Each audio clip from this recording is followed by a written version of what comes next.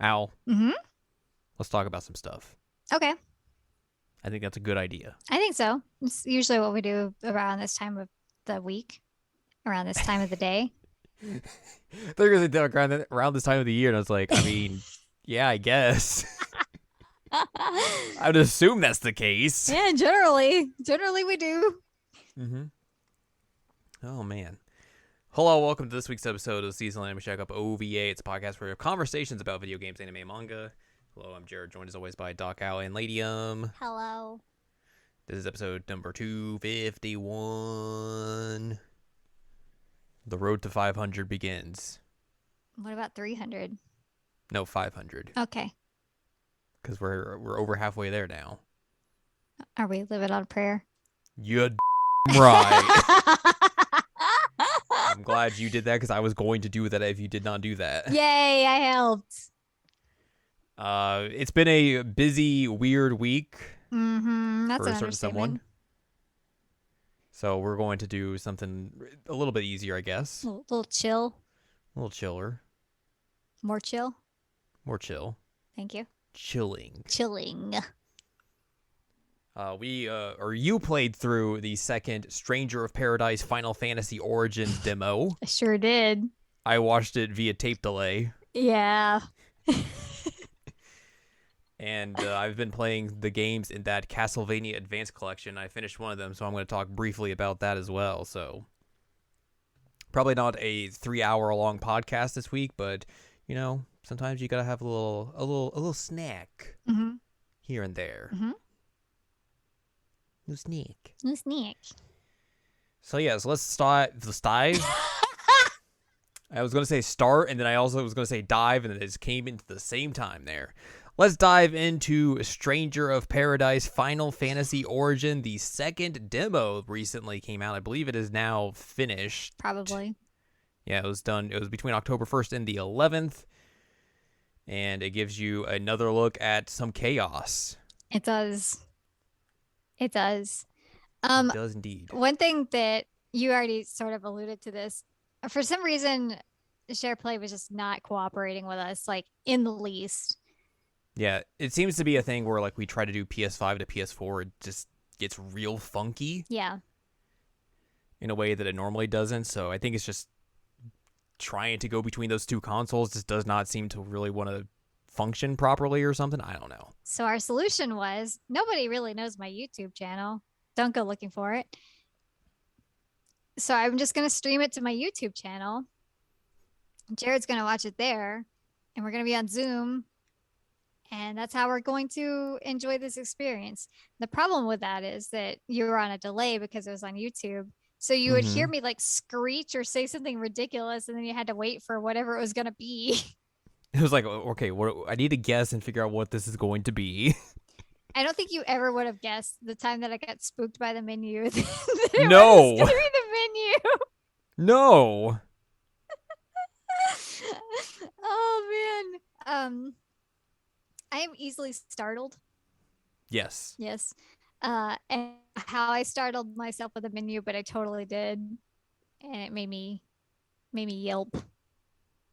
That you did. Okay, so anyway, that was funny that you had to experience the weird delay on that. And I'm sure it was a very exciting experience for you.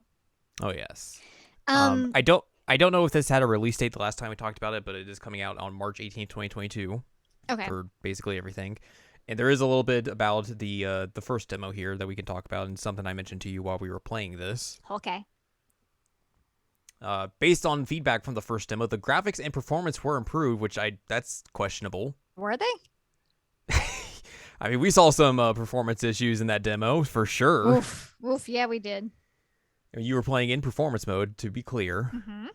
So there's that. And commands were included for players to trigger party support commands manually, which seems like a smart idea, considering the first demo, you really didn't have any control over the party members at all. I don't remember there being any party commands other than the left and right thing that you can be like, hey, go all out, buddy. And they're like, all right, cool. And I used that twice. Yeah. Nomura originally planned the game's marketing around the mystery of Jack's identity, but Fujiwara told Nomura that many Western fans correctly guessed that Jack was the game's version of Garland. In response, Nomura reworked the marketing to focus on how Jack became Garland, with the image of Garland carrying Sarah becoming a key image related to both the opening and the second half of the narrative. Huh. And then this new demo came out. It allowed you to play or check out the multiplayer content. Didn't do that. And it was also an expanded version of that first demo. So like it has basically everything from that first demo, the first area, the tutorial level, but the final boss of that first area gets an expanded cutscene, and then you get a second area that you're able to go through with its own boss fight and everything, and also gives you kind of like an idea of what like, you know, the mission structure of the game's going to be, where like you'll have main missions on this map, and then I guess you can go back into previous levels and do side missions that give you, I guess, better rewards if you decide you want to do those. I didn't do that either. So that was kind of like the big new improvements that were in this demo. And then, of course, we also get a new character. Yes. And she looks absolutely terrible. Like, her game model is just, like, straight out of the PS3. Nomura had some spare files laying around. He's like, all right, just throw this in there. No one will notice. Also, she's in, like, a sailor dress. Yeah. For some reason. So, yeah, like we said, the first area is literally just the same. Literally the same. So you fight that boss, and then you get a cutscene afterwards of who was under the chaos. The chaos deal, and it turns out to be this young lady named Neon. And she's like, named Neon, which is very ridiculous considering our protagonists are Jack, Ash, and Jed, and now we have Neon. I mean, you can't give a girl a normal name. Yeah. Why would you do that? True. But she basically explains like, oh, I tried to become chaos and everything, and I guess I failed. Blah, blah, blah. And then Jack's just sitting there just like, bull. And then cranks the tunes, and he's out of there. Pulls out his cell phone and starts playing music and walks out. It was just like, I legit thought that scene was fake when I first saw it. Legit thought it was fake. Nope. It is not fake. It is 100% real. And like, people were incorrect that it was Limp Bizkit, but it's definitely like leaning in the new metal genre. It's definitely not Limp Bizkit, but they should get Limp Bizkit for this. Like, just imagine you play through that cutscene. Yeah. And Jack goes through his whole, Neon goes through her whole spiel, and then Jack goes, bullshit, hits play, and then you just hear, it's just one of those days. Like, imagine how good that would be. I mean, okay, so this game,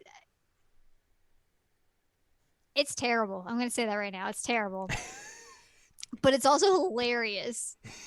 And I feel like that would just put that over a notch of like more hilarious than it already is. Mm-hmm. If that happened. Yeah. Yeah.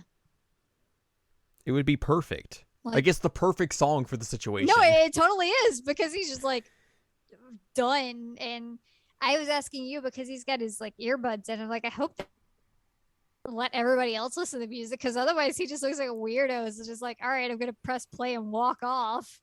And they just follow him, like, and they're all like, right. Okay. And then he stops the music, and then eventually he's like, gotta find chaos. They're like, all right, I guess. All right, sure. Let's go. I don't remember this from the first demo or not, but it seemed like there was a lot more banter. Yes. Between the party this time around, mm-hmm. which, you know, is part of the course with these kinds of games. There was some of it, but I don't remember as much of it. Yeah. But I might just be misremembering. I don't know. Yeah. The second area you go through is a forest. Mm-hmm. And basically kind of the same dealio in terms of like gameplay loop, except I think they added in like weather mechanics. They changed like the environment in different ways. Yeah, there's these little like mushroomy things that if you touch them, it can either make it like rainy or not rainy. Mm-hmm. And depending on what the weather is like, it changes the landscape and what you can and can't do. Yeah. Which is fine. I mean, it's at least something different. It's something different. It's not like the most amazing mechanic I've ever seen in my life, but it's also like Stranger of Paradise Final Fantasy Origins, so I wasn't expecting the most amazing mechanics I've ever seen in my life. But maybe that's just me. I was very, very upset because I wanted to see how Neon played, and so I put her in my party, and then I was trying to get her good equipment, but then I couldn't find her pants. I felt like such a perv with her running around with no pants on. But like, it's so hard. Like, your other dudes just don't get good drops like ever, and they're limited in what they can and can't wear. I'm like, just let me put the stuff on these people. Come on. Yeah. Um, and I don't know if you can like skill tree them or anything, but I assume at some point you will be able to like give them like the upgraded I jobs. would assume, but I don't That would know. make sense, but we didn't necessarily look into that, so I can't say for certain if that's in the demo or not. But I didn't see it, but yeah, um, as I did last time, I tended to gravitate towards mage and just set everything on fire. it's true. Although I don't know if you were probably there at that point. I eventually got the black mage. Yeah. Um, and there were two times that I was just done and decided I was gonna like meteor. Yeah. Like one of them was an actual fight, and the other one was like, I see a cactar, I'm just gonna meteor it. That was a good one because you got destroyed by a cactar in the first area, I did. I and we're like, did. I'm not messing around this time, Just meteor, straight up meteored. and it worked. It did. And the other one, I was just irritated with the enemies, and I was just like, you know what? I'm done. Have a meteor in your face. No. So so that happened. But otherwise, I mostly just set things on fire. Yeah. It's a it's a real fun thing to do. And then there was the one part where they're like, "Oh man, don't walk into the fire," and I'm just like, "All right, cool. I'm just gonna walk Da da da straight da into the da. fire." The most me thing to do. Mm-hmm. Um, Once again, I have no idea how to play these games. I have absolutely no idea how to play these games. So I was playing on like story casual mode. Mm-hmm. Which I will still commend the games for having that. I think that that is a smart choice and a good choice. Yeah.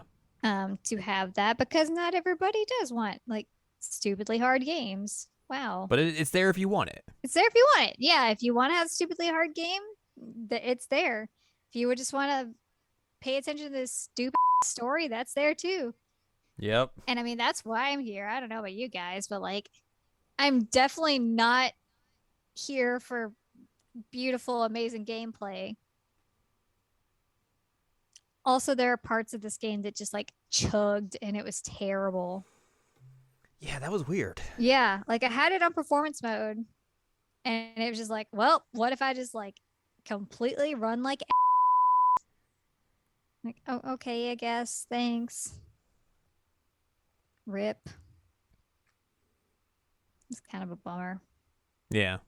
Um, yeah, there's like some weird conversation about like if chaos is real or not, and Jack is just he is He's a chaos conspiracy theorist. he is ready to take down some chaos. He's ready. Chaos. His body is ready to take down chaos. Um, I also really hated the second boss. Yeah. I understand mechanically what you're supposed to do. It was just very oddly done. Like the first part of it was fine. It was basically like I don't think this is exactly what they were going for, but it was kind of like an Ifrit and Shiva type thing where you had like the fire and ice and you had to use those against them. Good Right. thing Right. I like heavily invested in mage class. Yeah. Yeah. Woo, yay me. um, Imagine if you'd not. I don't know how you'd really do that. I mean, I guess you still have those spells, but it just you'd be a baby. Baby. A baby. But the second phase of that fight is just stupid. It just becomes a blob. Like a weird fleshy Ball. blob that just like splats around and throws parts of itself at you. and then traps you against the wall, and like the camera freaks out. Oh yeah, that did happen, didn't it? I was just having to guess. Um, because I got don't sit on the Xbox controller. Um, I got trapped against the wall by this thing, and I was just hoping that I could do enough damage that I could like hit circle and do Jack's like destroy move. Mm-hmm. And I did, but like, holy crap, was that camera angle terrible? God, it was terrible. And I don't think your other characters really contribute much. Yeah, unless like you have to really like just be on it and telling them constantly to do things. But the only thing you could do is just like hit L and R and tell them like, "Hey, go all out." Like that's the only thing I could do. Well, there's like the thing where you could press like left or right That's what I'm on saying. the Is D-pad. you would hit left or right on the D-pad, and that's telling them like, "Oh, you can All right. do whatever you want," type thing.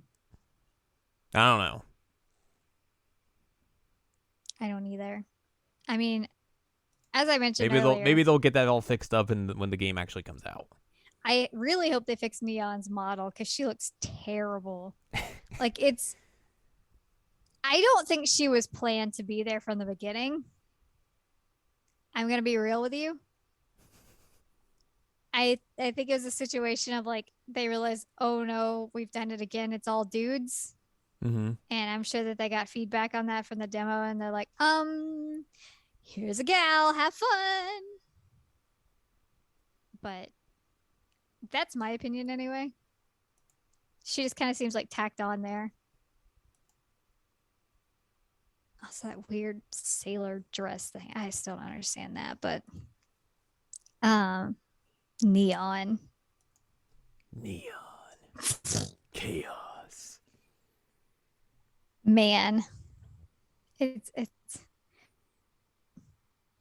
what a game. I I don't think it's a good game, No, but I still definitely want to play it. it's very dumb. It's very, very dumb. I'm not sure I would pay full price for it. Yeah. But I also kind of want to pay full price for it because I want to encourage stupid shit like that instead of like more Kingdom Hearts. Yeah. I mean, somehow this is going to tie into Kingdom Hearts. Oh, I'm sure it will. I'm sure Jack is the new. Jack is the new Kingdom Hearts, Final Fantasy representative. Jack Final Fantasy Kingdom Hearts. Jack Final Fantasy Kingdom Hearts. Oh, look, he got married to Kingdom Hearts. Good for him. Yeah, it's such a stupid game. I mean, when you walk away, you don't hear me say chaos. Okay, that was well done, buddy. That was really good. I wasn't expecting Thank you. one. Was not Been here all expecting week. that. Oh man. Yeah, I mean, I'm sure that like people who are more into this kind of gameplay would get more out of that than I did. And like I said, I Mhm. did not try any of the multiplayer, and I definitely didn't do any of the side quests, which is like the most unlike me thing in the world to not do side quests. I just did the main two missions. And So that's basically all you need to do. yeah, get the idea. But yeah, it's what a game. What a game. It's going to be something. Like, it's going to come out and get reviewed horribly. Oh yeah, totally. 100%. And like but, all the Final Fantasy fans are gonna be super salty about it. But I'm here to have a good time Exactly. with my man Jack Final Fantasy and Chaos. Chaos. Chaos. So there you go. That's the second Stranger of Paradise Final Fantasy Origin demo. You got to fill out a survey afterwards again, which is cool that they're still doing that. But I wonder if we'll get a third demo or if this is going to be it. I don't know. It's a good question. I don't know that our feedback was really actually helpful to them. I mean, we gave great feedback. I don't know what you're talking about.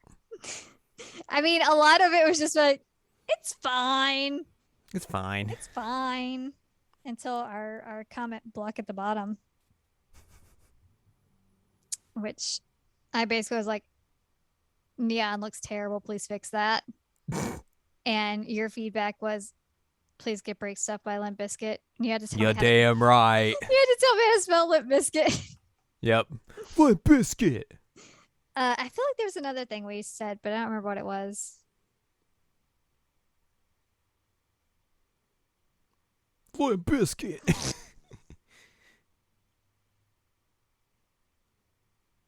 That's all you need. Basically. Alrighty. Well, you'll probably hear from us again about this game at some point. Oh, I'm sure. I'm sure this is not over. It is not over. Not by a long shot. Let's talk about a game I played very briefly because, I mean, it's not really a whole lot to talk about, but there's some interesting things here and there. That Castlevania Advance Collection came out when that last Direct came out, and I got around to purchasing it. Mm-hmm. It has all the Castlevania GBA games along with Dracula X for whatever reason. If you want a weird version of Rondo of Blood, then sure, I guess, if you need it.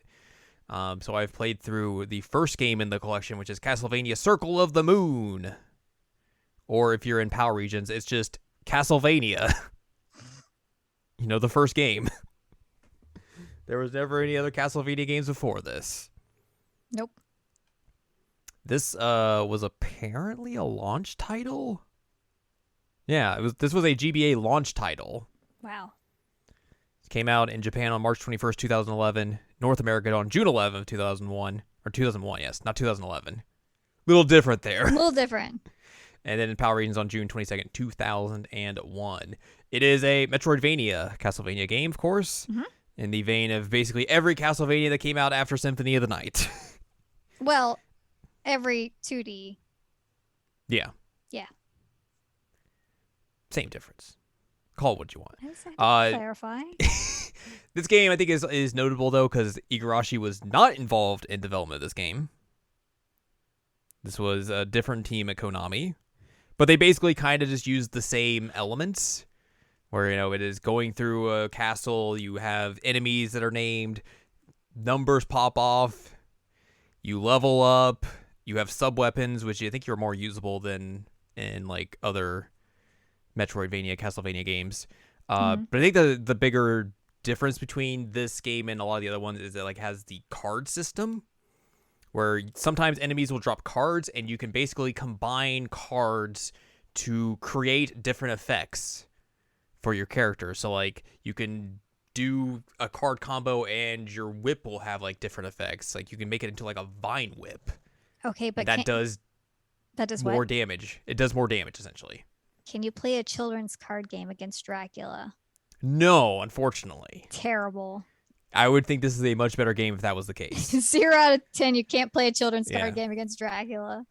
So, like, I thought that was an interesting thing to put in here. But then also you can just break the game by putting it together this combination that gives you, like, a poison cloud around you all the time. Cool. That does damage to enemies. So you can just, like, run up to an enemy and just, like, do chip damage at it. But it also basically nullifies all projectiles coming at you. Nice. So it just makes the game a lot easier, which is something because these games are definitely easier because the Advanced Collection has, like, rewind functionality and save anywhere functionality. Oh, that's nice. So it just completely nullifies a lot of the difficulty of the later game, but, you know, it's all right. Amazing. You know what? Use the resources you got. Exactly. I see nothing wrong with this. Mm-hmm. Mainly your main character is just farting the whole time, like little Maxwell Toots. He's a little stinky boy. Little stinky boy. It also has, like, a battle arena which you could do. Why? I guess if you want to do that. I don't know. I used it once and then I was like, I gotta get out of here. I gotta go. I gotta go. And also, if you beat the game, you'll get passwords to unlock, like, variations of the game, essentially. So, like, you beat the game the first time, you get Magician Mode, where you have, like, decreased strength and defense, but your intelligence is up, and you get all the cards at once. Oh. Fighter Mode, you can't use cards, but you have more strength and endurance. Shooter Mode gives you the maximum number of hearts you can, but you get a penalty to basically everything else. Blat, blat. And then you also throw, like, homing daggers in this. Cool. And then Thief Mode, you get reduced strength and defense, but you have a lot more luck. So it's just like a little like variations on, you know, the gameplay if you want to go back through again, which is so a neat way to do that. Yeah. So yeah, the plot of this game is very just there. That's basically all you can say about it. You do not play as the Belmont. You play as Nathan Graves. You know, everyone's favorite Castlevania protagonist in the year 1830. Yeah.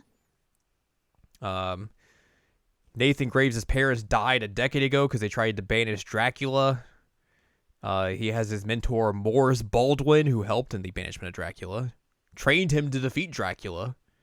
And then he's like, hey, you're my successor, not my son. And then his son gets mad. No, but they all come. They all. Genesis. Yeah, sure. I mean, are you surprised I'm thinking of Genesis? No. There's a song, You're No Son of Mine. Dracula gets revived, and then he takes Morris, and then he drops Nathan and Morris' son Hugh into a pit, and then they have to go to the castle and find him. Cool. Get access to Dracula. That's basically just how this game goes. You fight bosses, you gain more of the castle, and then you eventually are able to fight Dracula. Mm-hmm. I will say the Dracula boss fight kind of sucks. Oh no. Poison the first Cloud part of it's doesn't work? fine. The Poison Cloud doesn't work? I mean, it works, but like, so the first half of it is basically the classic, like, Castlevania 1 Dracula fight. Mm-hmm. Where just kind of the same attacks. But then when you go into the second phase, it just gets real boring because like eventually you'll wither down Dracula to enough damage where he'll just start sprinting across the screen at you, and you have to like do like a high jump to get out of the way, and then it'll just transform into an eyeball, and you have to like hit that while it's moving around, and it takes so long to like whittle the thing down that it just feels like a lot of padding, and I was just like, this kind of sucks. Yikes. I don't like that. Yeah, that was a bit of a bummer. And then you defeat Dracula and the castle goes away and everyone's happy. Like every other Castlevania. Master Vampire Hunter. Yeah, basically. But not a Belmont. Not a Belmont. You'll never be a Belmont. You will never be a Belmont, yes. Here's some a little bit of development about this game. Okay. It was developed by Konami Computer Entertainment Kobe. And like I said, designed as a launch title for the GBA.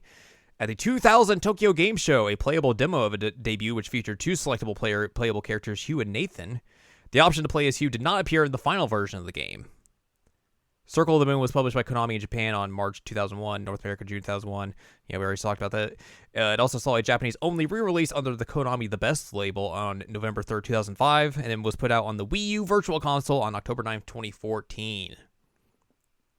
IGN reported in July of 2001 that it sold over 500,000 copies, with over 300,000 sold in North America and about 200,000 sold in Europe. This had a Metacritic rating of a 91 out of 100.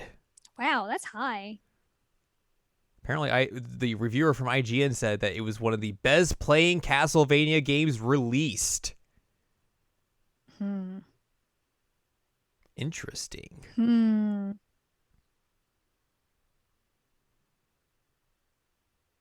It is apparently the 12th highest rated GBA title. Okay. So that's interesting as well. Like I think this is a fine game. Like it definitely fills that itch in terms of like if you want Metroidvania style Castlevania gameplay, like it's totally there. It doesn't go full Symphony of the Night like the next game does, which I've been playing. Which like I said, I told you earlier, like you could basically just call this Symphony of the Night 2, and I think people would be okay with it. Yeah. But it's a totally fine first entry on the GBA, I think. However, there is controversy with this game. Oh. And it surrounds one Koji Igarashi. Oh. He was apparently critical of this game. Oh.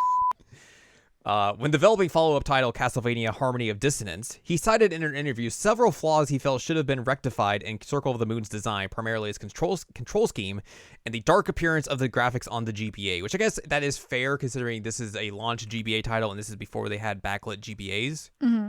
That's a fair criticism. Yeah. But now I don't think it's necessarily fair because you can play it on stuff that has lighting. He additionally criticized the DSS card system, stating that it did not match with the world Castlevania had established over a long period of time, though admitted he felt it was a good system.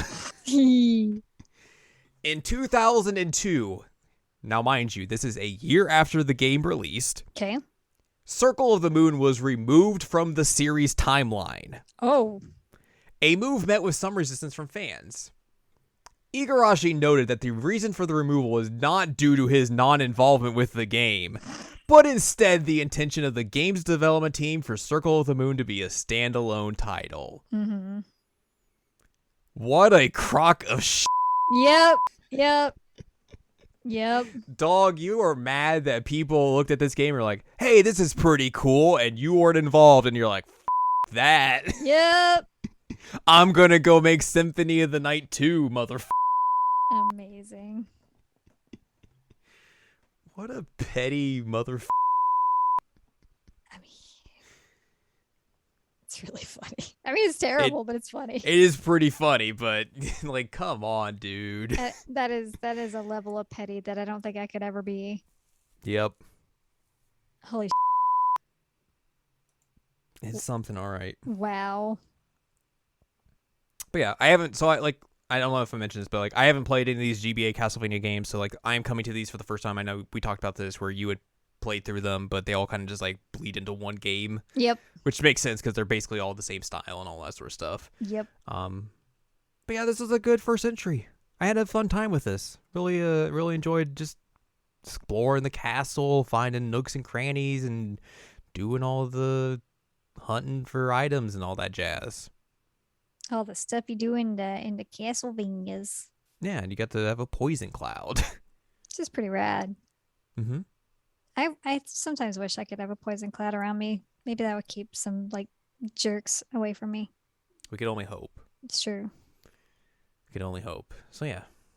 Okay, I'm sorry. I just found an article that I feel like you would appreciate the title of. I was trying to find like the image that you were talking about with Garland. Mm-hmm. And I have found an article title that says Stranger of Paradise confirms that butt rock is part of Final Fantasy's canon. I mean, you haven't heard the song that's in Final Fantasy 14 that is basically a ripoff of Power Man 5000. I have not. That Power Man 5000 got very mad about. Really? Because it's very much just a incredibly close sound alike. Oh my god. So I just think it's funny. Stranger Paradise confirms butt rock is part of Final Fantasy's canon. Like, what is 2021? 2021, the year where nu metal and butt rock are making their way back. Wow. Don't call it a comeback. Don't They've been here for years. Don't be surprised you see Stranger of Paradise Final Fantasy Origins protagonist Jack Garland in your town whenever Limp Bizkit or Nickelback are playing nearby. As it turns out, he's a huge fan of butt rock. Wow. Okay, so for one, Limp Limp Bizkit Bizkit is not butt rock. It is nu metal. You were correct. It is new metal. Nickelback is completely butt rock. Let's be that's totally butt rock. That's fair. Put some respect on Limp Bizkit's name. Come on. Some people clearly did not grow up in the early 2000s and watch a lot of professional wrestling. Just gonna put that out there. Okay, hold on. This paragraph's also good. The cutscene then transitions to a view of the group walking outside, which could only imply that Jack was just like an edgy middle schooler, blasting that song on repeat without asking any of his friends what they'd like to listen to. Nobody likes a speaker hog, Jack. No, it's very clear he would do that. Like he does not give a shit what they want to listen to. He's listening to what he wants. Yep. This is his phone. He's in charge. He will turn this car around. Exactly. I just think what a good title for an article. Even if it is not entirely it, because nu metal and butt rock are not the same thing. They're very different. They're very different, but it is funny still. It is funny. You have to admit it's funny.